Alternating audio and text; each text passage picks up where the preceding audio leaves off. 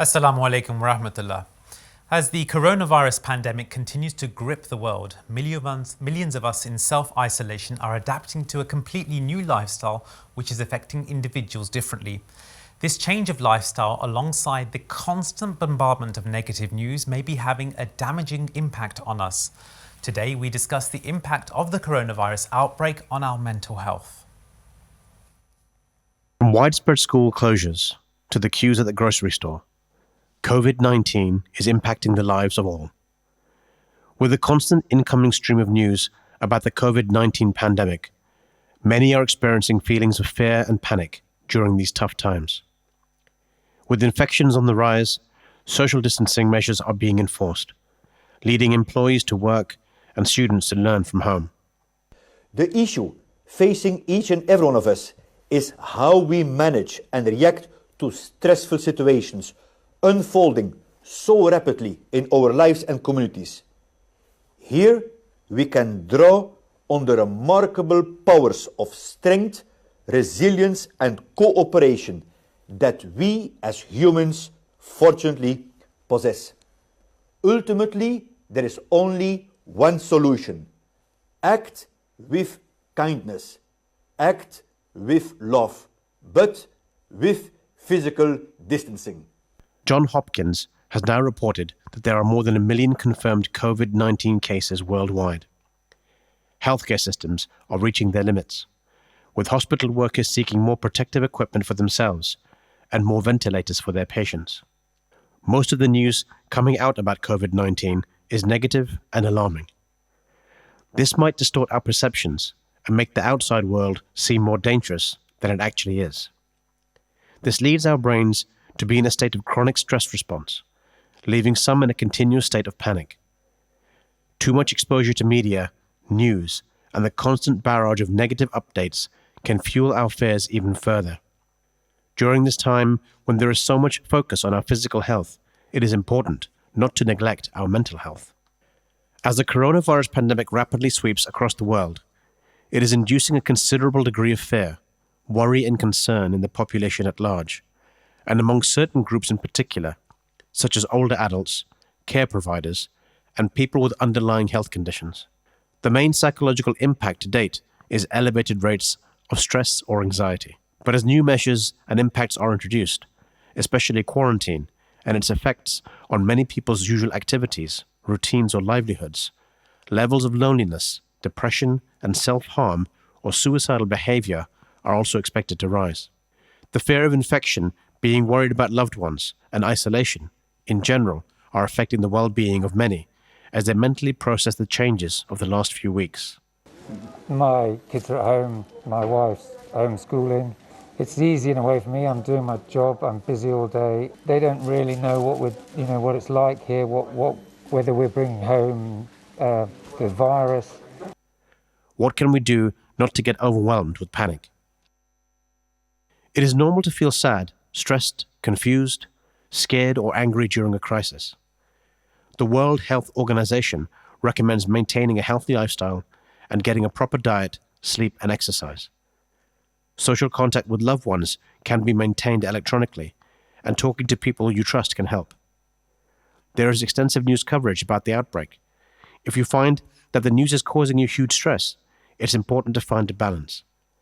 Limiting time spent watching media coverage can also go a long way in maintaining perspective. Tackle misinformation and speculation by seeking good quality information about the virus. To discuss this further, we are now joined in the USA by Brett McCabe, who is a clinical psychologist, behavioural change expert and a motivational speaker.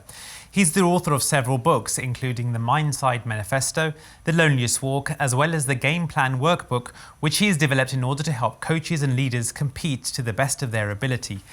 Thank you for joining us, Brett. And I want to go straight to our first question. With such a flood of negative information being given to us, how can we keep a positive outlook to the situation?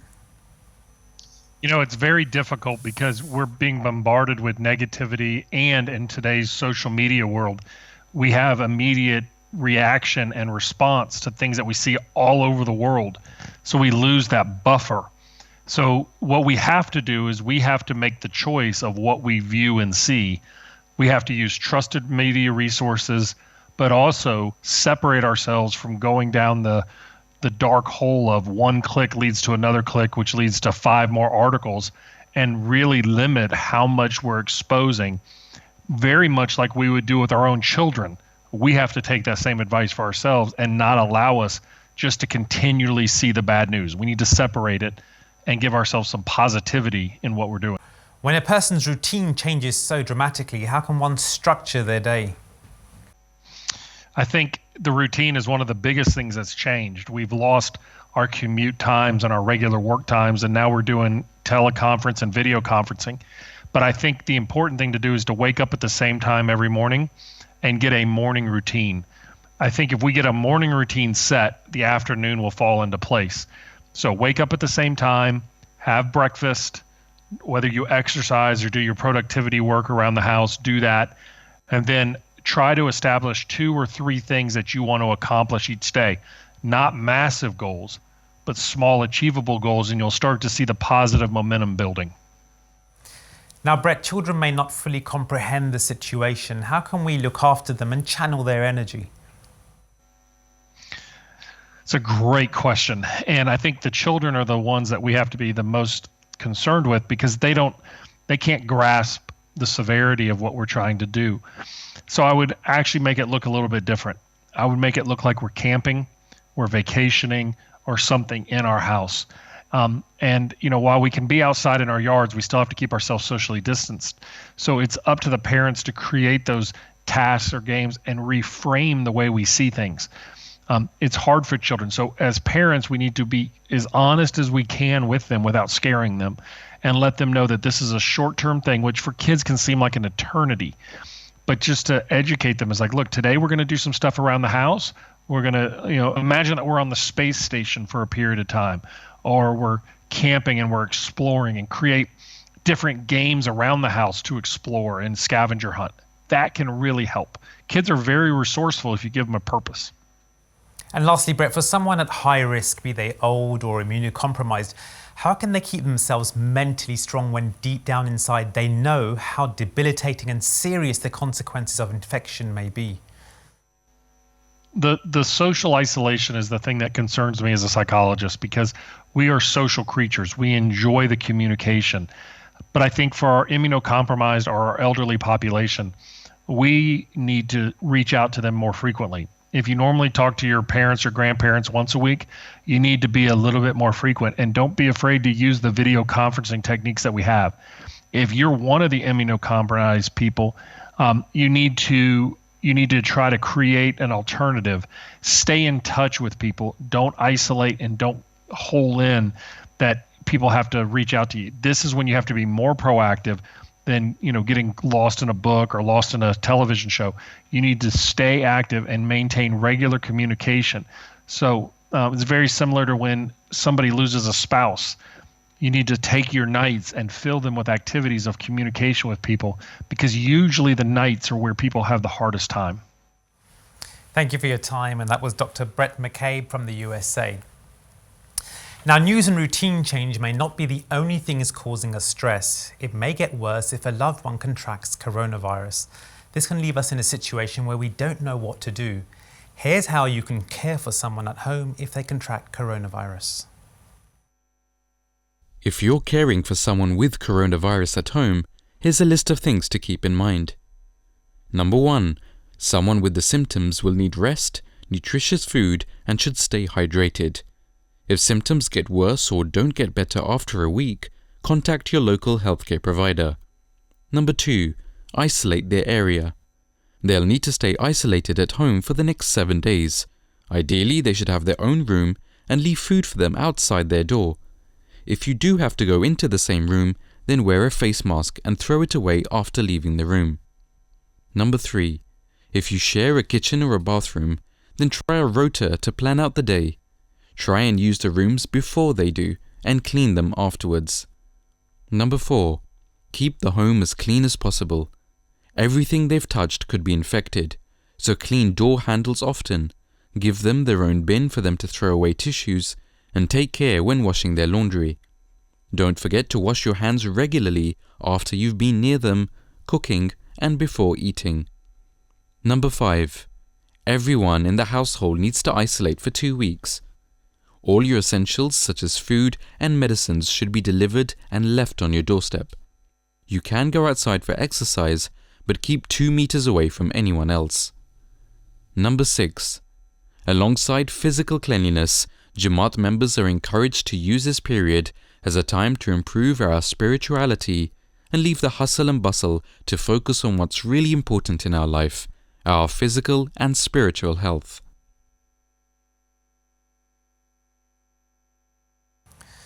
Now, the coronavirus outbreak is leading to big changes in the way we live our lives every day. Our relationships will be hugely important for getting us through this, but self-isolation, social distancing and other concerns may also be adding pressure. We now turn to our next guest, Dr. Sarah Waseem, who is a clinical psychologist with over 29 years of experience in the NHS in the United Kingdom, working with people with anxiety, depression, phobias, work stress and coping with health conditions.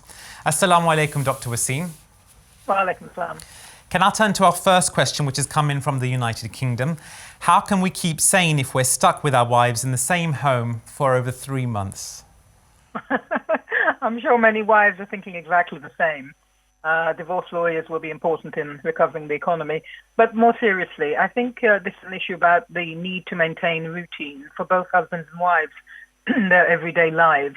So if husbands can stick to, or wives, stick to their work routines as much as possible, and let families know when they're working, so everybody knows when they are busy and can't be disturbed. I think in cases where perhaps the husband is not able to work, I would advise him to talk to his wife and ask how he can help with everyday tasks. So talk to her rather than just sitting around doing nothing, and actually get in there and help. So it may be with shopping, it may be with DIY, it may be with helping teach the children. We have examples from the Holy Prophet, peace be upon him, and from the Khulafa, that husbands do help their wives with tasks. So actually communicate with your wife, ask what she needs to do, and make clear when you're at work so that you're not disturbed, and she should do likewise. Dr. Waseem, people talk about yoga and mindfulness as measures to help deal with stress. What solution does Islam provide for us? Yoga and meditation are great. I think they're absolutely good, excellent practices. Islam directs us also. Remember, this is a time of great uncertainty. This is a time when we don't have answers. And this is a time when we are reminded as individuals that we can't control things. This is a time when we're reminded that there is something much greater than us, God, who is controlling everything. So this is a great time also to remember that we need to pray to the one that is in control. We are not in control. So I think Islam reminds us at times of great uncertainty that we need to pray. We need to pray regularly. Thank you, Dr. Waseem. Now, a question that is bugging many of you writing into us is the problem of planning ahead and knowing how to cope, not knowing how long this is all going to last. Let's have a look further. Many around the world have been instructed to practice self-isolation and social distancing measures amid the coronavirus pandemic. With time at home having been mandated and widespread school closures, the disruptions to daily life can become frustrating. Given there's no determination as to how long the lockdown measures will last, individuals are getting creative in how they're spending their time cooped up. Here are a few pointers that can help you survive the lockdown and navigate through these uncertain times. Number 1, reframe I am stuck inside to I can finally focus on my home and myself. As dismal as the world may feel right now, think of the mandated work from home policy as an opportunity to refocus your attention. Doing one productive thing per day can lead to a more positive attitude. Target long avoided tasks, reorganize, or create something you've always wanted to. Approaching this time with a mindset of feeling trapped or stuck will enhance stress levels. This is your chance to slow down and focus on yourself. Number 2, stay close to your normal routine. Try and maintain some semblance of structure from the pre-quarantine days. For those individuals with children, sticking to a routine might be easier. However, as you work from home, it could be tempting to fall into a more lethargic lifestyle, which could lead to negative thinking. Try to wake up and go to bed around the same time. Not only will sticking to your normal routine keep you active and less likely to spiral, it'll be easier to readjust to the outside world when it's time to get back to work. With this newfound time, try to do something special during these quarantine days. Perhaps you can start a daily journal to jot down thoughts and feelings to reflect on later. Or take a walk every day, connect with a friend over FaceTime every morning, or start a watercolor painting, which you can add to every day. Regardless of which activity you choose to pick up, having something special to do during this time will help you look forward to each new day of this temporary normal.